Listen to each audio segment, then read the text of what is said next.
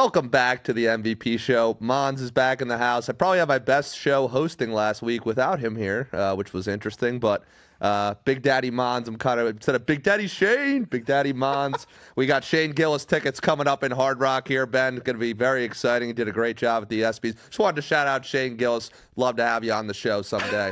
Mons, how we feeling today? Feel great. How does it feel to have anti-Semitism next to you again? Oh God, we didn't need to say that live. But, the people love it. Ben made a joke last week while you were gone. You kept it going for me. I had to, man. Nice. I thought. Do you remember what it was? I don't know. Yeah. Guys, let me hear. No way you remember. I do. You were asking about the if you were to make it like a special for the Super Bowl, or what was it for? You asked them about their question for if. What was the one thing you would change or be able to make more tickets be sold? And I was like, oh, you just throw a bunch of pennies on the field. Oh, the Marlins. Yeah. That was funny. We got some more clips coming there. I love that. But want to bring in our very special guest, Thomas from TP3 Bets. Welcome to the show, brother. Hey, appreciate you guys having me on. Excited to be here, and can't wait to talk about some sports betting and football. Hell yeah, bro. Good to catch up again. So first up, I asked this last week. What is the name TP3 Bets? Hopefully I'm saying it right. Yeah, so it's my initials, then I'm the third. So that's how I got TP3 and then Bets. So I started out doing a podcast at first called Hot Takes with TP3. Then, I did some more thinking about my marketing, and I was like, what do people think Hot Takes with TP3 is? So then I changed it to TP3 Bets from that. I wanted to be as obvious as possible what I was all about. Yeah, I was thinking CP3, Chris Paul. So I don't know if that's what you were going for there. No, I'm actually anti-Chris Paul guy. So James Harden's my favorite NBA player of all time, and he completely fucked him on that Rockets playoff run. So I'm like a very anti-Chris Paul guy, and he's actually I swear he's cursed, man. He's never going to win a ring. Yeah, Scott Foster, I think, really does it for him in the playoffs. He just resigned, though, right? Speaking of Chris Paul? He's on the Clippers. Yeah, the Clippers can have the oldest lineup in the league with Brooke Lopez and a bunch of guys there. But Thomas, would love to hear, when did you actually start sports betting, and what made you pursue sports handicapping and building up your own brand? Yeah, so to make it as short and simple as possible. So a couple years back, it's probably I guess it was 10 years ago now I guess it was 11 years ago now. So obviously, when I was younger, I would bet people on games and whatnot, and I would typically win when we were in high school and whatnot. So I was like, all right, maybe I'm decent at this. So, I got to college. A couple people since I knew I love sports, wanted to be my bookie. I was like, yeah, I'm not going to start betting on sports yet. Then the Super Bowl rolled around, and it was when the Patriots played the Seahawks. So I was like, all right, there's no way that the Patriots are going to lose the Seahawks. So of course I bet on them. I won. And then, from there, it's just kind of you're addicted. And then obviously, you loved it because you won money. And then, I went through the ups and downs of sports betting, would go on and off, on and off, on and off. And then finally I was for the upcoming football season, it was about 10 years ago now, I was like, all right, I'm going to really learn how to bet on sports because I was like, I'm just so tired of losing. And if I know this much about sports, I should be able to win. I had an up and down football season. Then really it was the NBA. So I grew up playing basketball. So it's that NBA season, the year that the Raptors won, I really just got down pat all the things I needed to do to win betting, and I had an unbelievable year, won 60 units. And then from there, I started, I'd been posting all my plays on Twitter and whatnot. And then I started making reels. And then from there, I just went into building a following. And then, I was like, I need to stop giving all this out for free and make some money for myself on it. So that's basically how it happened. Gotcha. Thomas, thanks for sharing that. In terms of your, obviously you've been doing this for a while here. What would you say are your top 3 tips overall for sports bettors, whether it be new bettors or people who have been, betting for a while but have been losing money for a while consistently? Yeah, the first tip I would give is that not all sports are the same. You think that there's some system you can use in every single sport that you're going to win, but that just simply doesn't work. Every single sport is its different sport in and of itself. So I think that you got to treat each sport differently and situations differently. So I think that's the first thing. And then the second one, I always say this whenever people ask, and it might sound really stupid on the surface level, but you need to know how much, how good each team is. While it sounds dumb, you don't want to find yourself betting on the Titans every single week in the NFL and then end up getting the first overall pick. Sorry, I bet on the Titans. I think more than people should over the last couple of years. That's why Matt's laughing. Yeah, thanks. Yeah. Big Titans fan. Oh yeah, so it's actually hilarious. So the first like 3 weeks of the season, I bet on them. I was like, oh, they're for sure gonna win here, and they kept fucking me, and I was like, all right, they suck. Like I was like, I'm never betting on them again. And I bet against the Commanders like the first 3 weeks, and I won obviously in week one, and I got cooked the next 2 weeks. And then like I realized I didn't touch their game the next week. Then I was like, all right, they're actually good. I'm gonna start betting on them instead of against them. So it's like things like that. You know what I mean? Like you don't want to find yourself being like me and you, where we're betting on the Titans the first 3 weeks of the season. They have the #1 overall pick. We're probably not going to cash a single one of those. Yeah. So I said that one's huge. And then the last one I would say is don't be afraid, like to be different than everybody else. Like, no, there's a reason why Vegas is in business. It's not because everybody wins. It's because they're taking other people's money. So like, if you're just gonna bet what everyone else thinks about these teams, you gotta not be scared of looking stupid. And I think that's like the biggest key. As long as you're not scared of looking stupid, you will win money. So Thomas, what does that mean for you? Does that mean like fade the public in your eyes? How do you view that statement? Yeah, like if there's a team, like obviously we all know, for example, like the Eagles were the best team in the NFL last year. If you think a line's too big on them, don't be that person who sits there and says, well, everybody thinks the Eagles are so much better than them. I'm an idiot if I bet them. Do it. You know what I mean? Like if you think a team is better than another team and not everybody else is on them, you can't be afraid to be wrong and take that team. You got to be willing to do it, but you got to put your balls on the table. Yeah, I like that there. Speaking of different sports and stuff, Thomas, I know you're a baseball guy. How was you went to the home run derby or all-star game or what? I know you're out in Atlanta. Yeah, so I did go to the home run derby, and I mean, it was sick, honestly, being in the house for it. Like, it's such a, like, baseball, not really that hype of an event unless it's like a football game or unless it's like a playoff game or it's like some insane, comeback win or something like that. Typically, it's not that hype, but it was sick, honestly. So seeing Cal Raleigh come out there and crank all those home runs after barely even getting in, but based off a tiebreaker into the next round. So, I mean, it was definitely one of the coolest events I've been to. And I would say it's not like the type of event you should travel and go to, but if it's in your city, you should 10 out of 10 go. So that was pretty sick. And then I actually went to the Rays and Orioles game on Sunday, which is at George Steinbrenner Field. So that's like a minor league field. So it was pretty interesting being in there. Like most stadiums are huge, like all these cool built up. It was just like a meat and bones, just like here's a stadium, you're at a game, but actually started monsooning and they had like a 3-hour rain delay, so I left in the 7th inning, which sucked. But. What's your take of I know you mentioned it briefly that it's just kind of bare bones baseball, but I've heard, like, I'm a big baseball guy myself, and I've heard from a lot of Rays fans that they've almost kind of enjoyed it. It's been kind of nice to tone it back and to just watch the game without, like, at the Trop with the dome and, you're outside. And George Steinbrenner is one of the most gorgeous, like, AAA affiliate fields that's, or minor league fields in the game. So what was your take on it?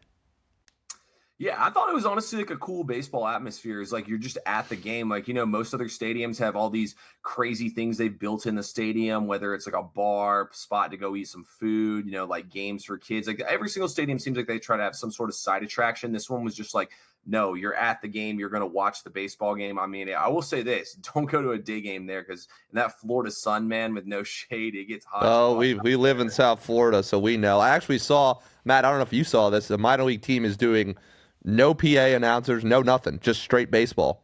Hell yeah. Yeah, nothing. No music, no PA. Let the kids play. Yeah. Well, how was Atlanta, all things told, though, for the All-Star game and the activities? Was there like a buzz in the city? Was it fun? How much did you stay around the park?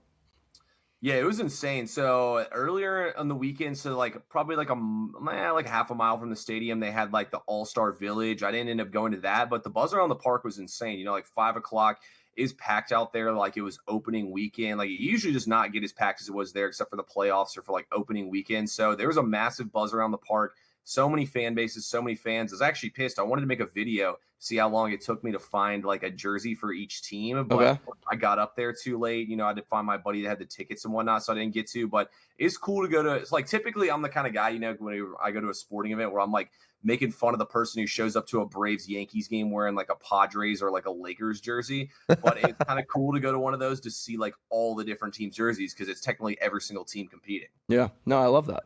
And they have an all-star from every team, actually, there, right? Of course. That's crazy to me. I don't understand why that's so crazy. I don't know. I feel like does the NFL and NBA do that? NBA definitely does. Yeah, every team has an all-star. That's just lame. I don't like that. I don't like that. Why should we have all-stars in for every single team? The Rockies don't deserve an all-star. Yes, they do. No, they don't. Okay. Thomas, what do you think? Rockies deserve an all-star? I thought Hunter Goodman deserved it. There's not a lot of good catchers, so I think they deserve to get one. And like when you're playing 162 games, I think you got to give like the roster something to look forward to. But like I don't know if the NFL does it that way. I know the NBA doesn't though, because there's only 24 players, I believe, that make the All-Star. Yeah. The NBA definitely doesn't, and the Celtics had like 3 guys last year. So no, it's interesting there. While we're on the baseball topic, we've been asking a lot of people all summer. I know you send out baseball plays. What are you looking for? What are your kind of tips and tricks for baseball? I know it's a long season, and then the end of the season, bleeds into football. And then October, there's every sport when the playoffs is on. So what do you look for when you're betting on baseball, Thomas? Man, a lot of people I feel like just look at pitching, but I try to look at hitting because you can't win a game 0-0. So you got to be able to score some runs and get some run support. So I think that's huge. But I think the biggest thing you have to do when you bet on baseball is you got to look at, like, obviously, if you're betting on the Rockies, you're not going to win any money. If you're betting on the White Sox, if you pick your spots, maybe. But you got to look at teams on hot stretches and just ride them when they're hot. And, you got to look at each team like every 10 to 12 games as if they're a different team. Like the Dodgers, I think, have won like 2 out of like their last 15 games, 14 games right now. Like if you're betting on them every single game, you'd be losing money. I think that those two are hold true. And you got to try to shoot your shot on underdogs. Like you got to be willing to look stupid and take those underdogs and fade some of the best pitchers in baseball because their lineup's not hitting. They're not going to get any run support. Like I bet against Paul Skeens nearly every start this season. He's gotten like the 3rd least run support of any pitcher in baseball. So I think you just got to be willing to put your balls on the table in those games, and you got to be willing to take the underdogs and, try to think outside of the box a little bit. Yeah, that's pretty similar to what the guys last week were saying too with baseball. Baseball. They did say the underdog thing. Yeah, sport, yeah. It's just a long season, and then it bleeds into football. But speaking of football, Thomas, before we dive into the kind of the betting and nitty gritty there, who are your NFL or college teams?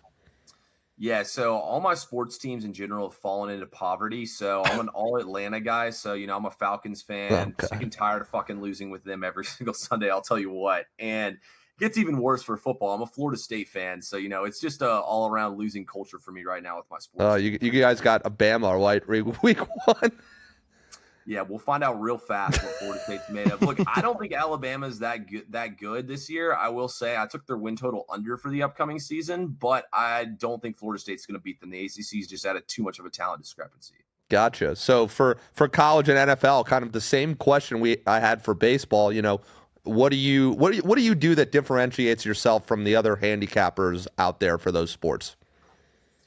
Yeah, for NFL, I'm obviously bet sides, but I really dive deep on props. I think their prop markets have so much value in the NFL, especially with the way the game's like kind of wired to be a little bit more offensive heavy. So I like to look a lot at props. And then I try to I'm not saying I'm going to come out and fade the public every single week, but I definitely try to think outside of the box a little bit. Like I really like looking into totals and kind of like just looking at lines all week long in the NFL and like looking at a total, for example, it's like 2 shitty offenses and it's like on a key number and it doesn't change all week. Like that's something that really just like tees me off. Like, okay, like they're trying to play like a mind trick with you to take the under here, but like the line hasn't moved all week long and everybody's just betting the under. Like obviously this game's gonna go over. So I try to look for stuff like that, but I really do like the props in the NFL. I think the props are a really nice way to like exploit the books. And then, I mean, like you see a prop line move from like, if you look at them on Tuesday when they first come out, you'll see a running back or wide receiver's yardage go up almost 10 to 15 yards, even a quarterback too. Like you don't see that kind of movement obviously in game lines unless like a quarterback's out. And then college football, I think the biggest thing, like people can say algorithms, home field, like they can spew you all the bullshit they want. But the number one thing in college sports is eye test. Like you can tell quick one team is so much better than everybody else, and you need to be betting on them. In college sports too, like just because a team's 6-0 against the spread doesn't mean you should be like scared to bet on them. Like, if you look most of the time, Arizona State last year, they were the best. They were the best against the spread team in all of college football, and nobody was really betting on them. They were picked to finish last in the conference. TCU, the year they go to the national championship, number 1 ATS team in college football. You got to find the undervalued team and jump on the bandwagon quick, and you do that with the eye test, I think. Wow, I love that. That was great advice for college.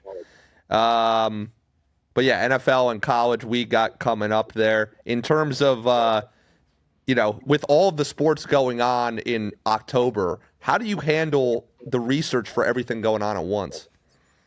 Yeah, so all right, this is pretty funny actually. Monday, there's only one game on with Monday Night Football. So what I do is I literally just sit there and look through the college football like full slate 4 to 5 times while I'm sitting there watching the game. Then I put in my notes all the games that have jumped out to me that I'm interested in like diving in more on. And then on Tuesday, I do that as well with NFL, kind of same thing. And then I rewatch a lot of the games from the weekend before that I couldn't really get eyes on. They'll have on YouTube, you can watch a game in like 15 minutes for either sport. And then usually on Wednesday on college football, I really try to like read anything I can about the game, whether it's injury report, whether it's seeing what the line's at now. I really just try to look into stuff, try to see if there's some unique situational spot or something that I'm missing. And then usually Thursday, Friday morning, I'm putting in my college football bets. And I usually try to finish all that up by 4 o'clock because for the NFL at 4 o'clock, they start to release all their injury reports that are like going to be the more official injury reports. So then I really try to dive in those injury reports and see what they're looking like.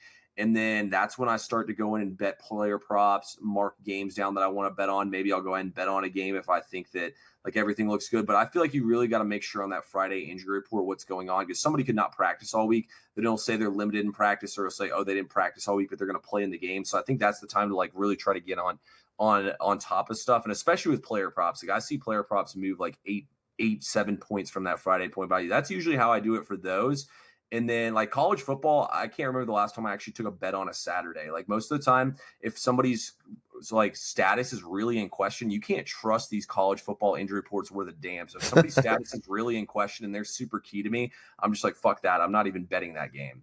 And for NFL, like sometimes I will lock in. A lot of times I will lock in plays on Sunday. If I think it's more of a line play, like it's a really sketchy line and it's not moving, I'll wait all the way until like a couple hours before the game starts to make sure that I didn't like jump the gun too soon. But it's when you're juggling all those with like baseball or the NBA, it can definitely be tough. But I usually dial my volume back more in those sports when football is going on. So I'll still spend time in like the middle of the day on those sports to get picks out. But I definitely am not going to go like this crazy heavy volume. And honestly, I don't even bet on college basketball until conference play starts. I don't even want to mess around with the non-conference stuff with all the player movement stuff. I think you're just better off waiting. Gotcha. Now, love the insight and advice there. In terms of Thomas, what does your unit system and structure look like for your clients? Yeah, so there's a lot of people who have these bullshit unit systems where they're like all 1 through 5, or they're like 3, 4, 5. It's only a play if it's 3 units. In my opinion, if your minimum play is 3 units, then that's a 1-unit play. So to me, it's only a 1-2 unit play. And then the very rare 3-unit play will come out when like I absolutely love something. But like if it's an underdog, I'm going to bet the money line for a unit and then take the spread for 2 units. Or like if it's a favorite, I'll probably take their spread for 2 units and then take their team total for like a unit or something like that, or take them first half for a unit. So that's, for me, it's always been 1, 2, 3 unit plays. And I'll probably play like maybe 3 3-unit plays the entire season. Gotcha. What is your opinion of people that are posting like 50-unit plays and stuff? Dude, we all know that's just for marketing. Nobody's actually, if they're saying 50-unit play, I guarantee you they're not even betting 50 units of their bankroll on the play. Like your bankroll should be based off a 100-unit system. So they're posting 50-unit play. That's just like comedy to me. And anybody who falls for that should probably rethink what they're doing. Yeah, I saw somebody and then a meme of or repost stitch of whatever of them doing that. Oh, we're getting some echoing there. Are you hearing that, Thomas? No, I can't hear any echoing. Oh, I guess it's just on our end, Ben. Sometimes we got the technical difficulties. But going back to, let's dive into some bets and stories and stuff. Would love to hear, what's the craziest bet you've hit? Maybe it's a parlay or just a crazy ending. And then what's the worst beat that you've had while betting? Ooh, the worst beat. There's so many of them that I feel like you always remember the worst beat better than the best win. So I'll start out with that one first. So worst beat, there's kind of 2 of them. So one of them, I bet on the Chargers in that game against the Jags when they were beating them at halftime. I think it was 28-0, and the Jags came back, or it might have been 31-3 at one point, and the Jags came all the way back and beat them on the insane ending when they went for 4th down and all that in the playoff game. So that one was really bad. And then actually Houston in the college basketball national championship. So I picked them to win my bracket pool in 2 pools, and I was in line to win over $1,000 for that. And that was also my max bet that night, was Houston plus 1.5. So, of course they led pretty much the entire game and ended up losing by 2 points. So it was just absolutely sickening. And it was sickening more so, not even from the money loss, but from the fact that I never won a bracket pool. And I was literally that close, and the guy didn't even get a shot off to end the game. Like, it was just like, it was so depressing. Like, I literally just came back and just like laid there on my bed for like 2 hours, just staring at the ceiling, just so frustrated. Yeah, no, I remember that national championship like it was yesterday, and it was really, really disheartening because I was all over, what's it called? Houston. I was all over them, and I needed them also, with some side business. And I was watching at a South Florida bar, and it was just it's also like, it's one of those bars that it's like a fake club almost, so they're pumping the smoke, and they have confetti cannons going off everywhere. So I'm just sitting there drowning in piss as confetti's falling all over me, and people are like throwing drinks in the fucking air, and I'm just sitting there like, yeah, I hope you're happy with your $25 bet you just won, bud. Like, congrats. Yeah, no, that was 100%. There was like 20 people in the bracket pool that had Florida. So trust me, I've been there with you a million times. It's the fucking worst. That game was insane, but definitely the best win I ever had. I wouldn't even say it was a parlay. So it was actually the first time like I really started heavy on TikTok. And so it was the Commanders were playing the Vikings, and it was one of those games, and I talk about the line game, where it was like the Vikings, it was that season when they were undefeated with Kirk Cousins. I think they made it all the way to like 8 or 9-0. And the line all week long was 3.5 at just this dog shit Commanders team. And so I was sitting there looking at it all week long. I was like, this is the biggest like red flag trap line I've ever seen in my entire career. So I ended up putting out my game of the year on the Commanders, and I didn't have many clients then. So I was like, fuck it, I'm going to make this the free play video. I put it out, went to bed that night, woke up in the morning, and somehow like the Minnesota Vikings entire fan base found the video, and I was just getting destroyed. How stupid I was. Yeah, the video was at like 50K views. And then the Commanders ended up losing by 3. We covered by half a point. And then I was just going crazy on the comments. And it was even funnier though, because there was people who like didn't understand what a point spread was. And so they were like talking shit back to me. They're like, we won. You're so fucking stupid. Can you even read the score? I'm like, buddy, you didn't cover the spread. Who cares if you won? Good teams win. Great teams cover, baby. Yeah, that's what it's all about here. But Thomas, in terms of, this upcoming season and whatnot, what should people look forward to you regarding your content? I know you said you were on Twitter as well, or X, TikTok and Instagram and all of that. What should people look forward to, like a weekly segment? Like, what are you going to be doing content-wise? Yeah, so, a lot of people will post out free plays and just throw out some bullshit game they lean to. I always post at least a VIP pick as a free play. Typically for college football and NFL, I'll give out obviously always give out my Thursday night and Monday night football play for free. So typically I'll give out a player prop and either a side or total for NFL Sunday as a free play. So I'll give 2 for NFL Sunday. And then for college football, I like to give out 2 games as well. And, if there's Friday night games, I give out a free play for that. So I like to drop a lot of free plays. I give out a free play every single day. And then I'm going to be running a lot of other stuff. I'm going to be dropping tons. I'm pretty much going to give out all my NFL futures for free across my social media and videos every single day. And I'll still be pumping out content for tons of other stuff, trends, all types of stuff to watch. So I'm going to help stuff you should be looking for, and I'm going to give you picks. All right, so NFL futures. Let's hear one right now. Give us a free play. All right, so future I just laid down. I think it was plus 1,300. Nico Collins receiving yards leader. Wow. When I look at this Texans team, I think they're really going to air it out a lot. I don't necessarily love their other wide receivers because, Tank Dell's out. They don't have Diggs anymore. But Nico Collins came on strong as a wagon in this offense, no matter who's guarding him. And I think Jaden Higgins and Christian Kirk can be solid 2 and 3 to him. So I think Stroud's going to get back to – I feel like Stroud had the sophomore slump, and it's time for him to make the comeback. So I think Nico Collins is going to go insane. And then just a little bonus, because that's like a big underdog play.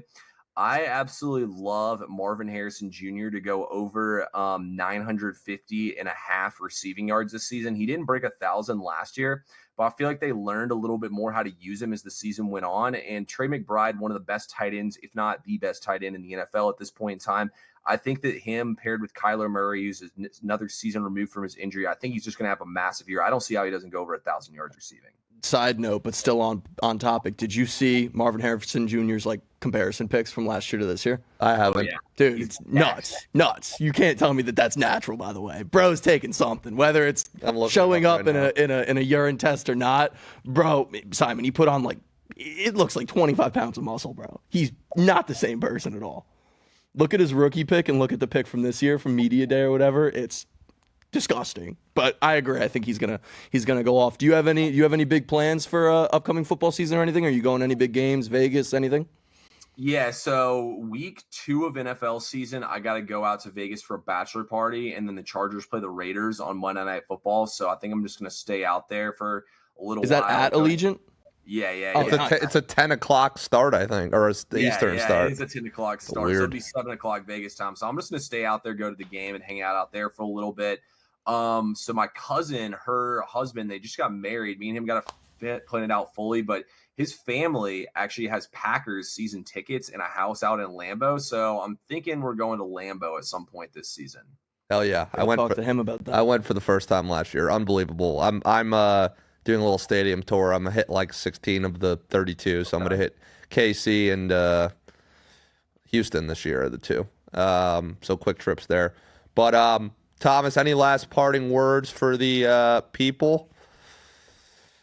No, just looking forward to this NFL season, guys. Hopefully we can catch some bets together, college football as well, and to finish off this MLB season. But I really appreciate you guys having me on the podcast. It was a great time coming on here and just talking sports and just talking shop with you guys. Y'all got a great thing going, and I appreciate it. I'm looking forward to, hopefully working with y'all again in the future. Yes, sir. And if there's where can the people find you? TP3 bets across the board? TP3 bets on X and on Instagram, and then I actually got banned on TikTok on my TP3 bets account, so now it's TP3 Sports on TikTok. Yeah, they're the worst. Screw TikTok. But Thomas, it's been a pleasure, brother. Good to finally have you on the show. Thanks for coming on, and we'll definitely catch up soon. I might tell you on that Nico Collins future there. Hey, love it. Hopefully I'll be back on here to talk about how we cashed. Oh yeah, hell yeah, brother. Later. All right, bro. Have a good rest of your day. See you guys. You too.